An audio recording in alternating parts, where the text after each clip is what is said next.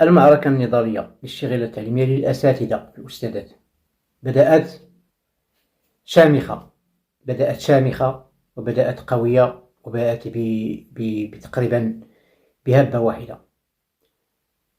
ولا نريد لها أن تنتهي بطريقة مشتتة، بطريقة فوضوية. هناك من الذين تراجعوا خارج بمبادرة شخصية فردية، أو أنه ربما بعض المنسقين من هنا وهناك يدعون لاجتماعات في المؤسسات ويقررون بناءها على توقيف الإضرابات وكذا. هذه هي مبادرات فوضوية، ويعني ليست هي روح المعركة كما بدأت. المعركة لابد أن تتوقف،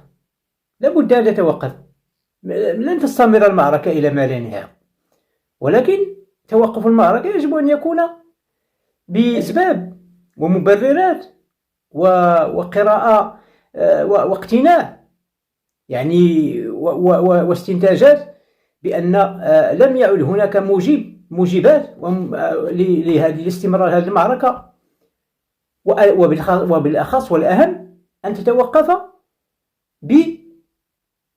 بشكل سلس وبشكل موحد وبشكل يعني حضاري، ماشي بالفوضى، ماشي بالعشوائية.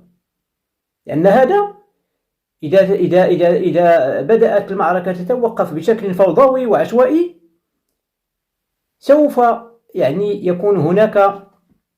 يتم تشويه صورة هذه المعركة التي تكونت منذ 5 أكتوبر إلى الآن.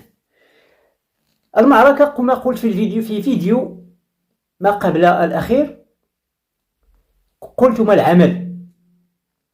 العمل، وقدمت قراءة للواقع والإكراهات والضغوطات والمعيقات والتهجمات والهجمات هنا وهناك. كنت أعلم بأنه المعركة سوف تتعرض لضغط كبير وهجمات كبيرة، كأنك في يعني بحال المعركة في ساحة المعركة، يعني الحرب.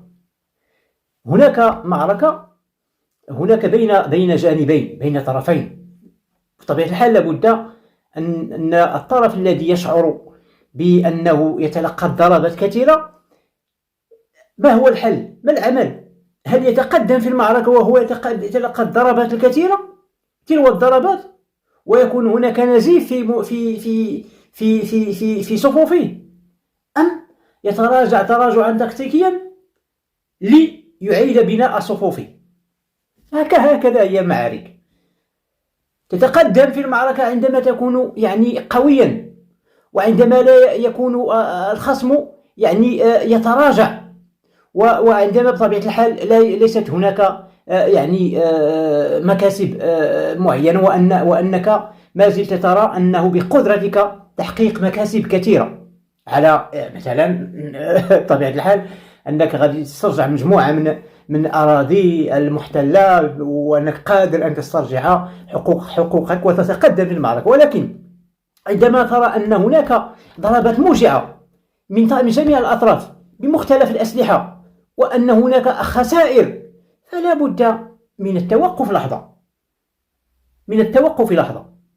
الآن الاقتراح الذي كنت اقترحته بأنه لا بد من أن يكون هناك جموع عامة، وأن تكون أولا توحيد هذه التنسيقيات، لأنه لم يعد هناك مبرر لتوحيد التنسيقيات. هناك شرخ الآن في التنسيقية ديال التأهيلي ومفبرك مات المفبرك وحاجة القضية المفبرك. المبرر اللي كان ديال الذي لم يسمح بالتوحيد التنسيقيات وتوحيد النضالات بمبرر تواجد كذا في التنسيق الوطني ما بقاش.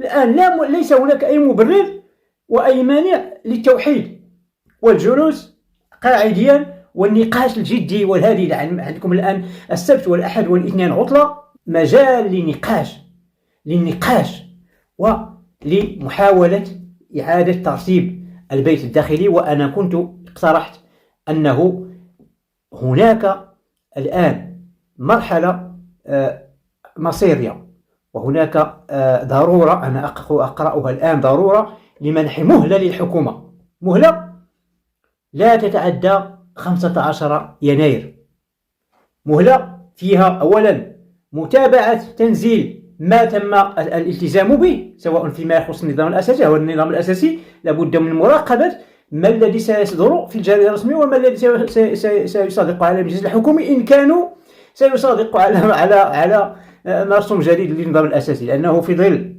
تراجع معين ربما الخصم سينقلب ويرى أنه قوي وأنه لم يعد هناك ما يتطلب ما يلزم ويجبره على التنازل وعلى الاستجابة للالتزامات، علما أنه لم يلتزم مع الشغيلة التعليمية ولم يوقع أي شيء مع الشغيلة التعليمية، وإنما مع النقابات التي تخلت عن الشغيلة التعليمية. وبالتالي مراقبة هذه الاتفاقات التي وقعها مع النقابات اللي فيها بعض الضوء لصالح الأساتذة والشغيلة التعليمية، والضغط والمطالبة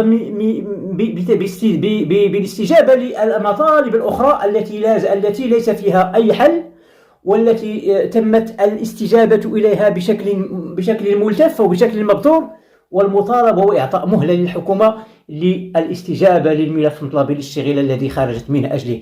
هناك جوانب فيها بعض الاستجابة، وهناك ويلزمها الإتمام، رفع من الأجور، زيادة في الأجور، التعويضات للتأهيلي للابتدائي والإعدادي، والرفع من التعويضات كذلك للتأهيلي، التحديد، تخفيف الساعات.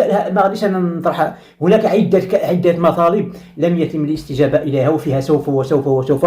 لابد الان هذا التسويف ان تعطى فيها مهله للحكومه من اجل الاستجابه لما التزمت به، ولما قالت بانه ستنظر فيه، وما قالت بانه ستعالجه، وما قالت بانه ستستطلع فيه رؤيه اللجنه كذا وكذا. ومهله، اختاروا انتم المهله، ولكن هذه المهله الان تفرض نفسها مهلة للحكومة، فيها مهلة للحكومة لاختبار حسن نيتها، وكذلك فرصة لإعادة النقاش ومحاولة رص الصفوف ومحاولة وتوحيد الشغيلة التعليم وتوحيد الأساتذة، الموحدة التأهيلي، التنسيق الوطني. لابد أن هذا هو المسار الذي أراه الآن، وإلا نحن كيفما كان الحال عند العودة إلى الأقسام وتوقيف المعركة يجب أن تكون العودة بكرامة، يجب أن تكون العودة بكرامة، وليس أن تكون العودة بمهانة، لأن الذين يعودون بالفوضى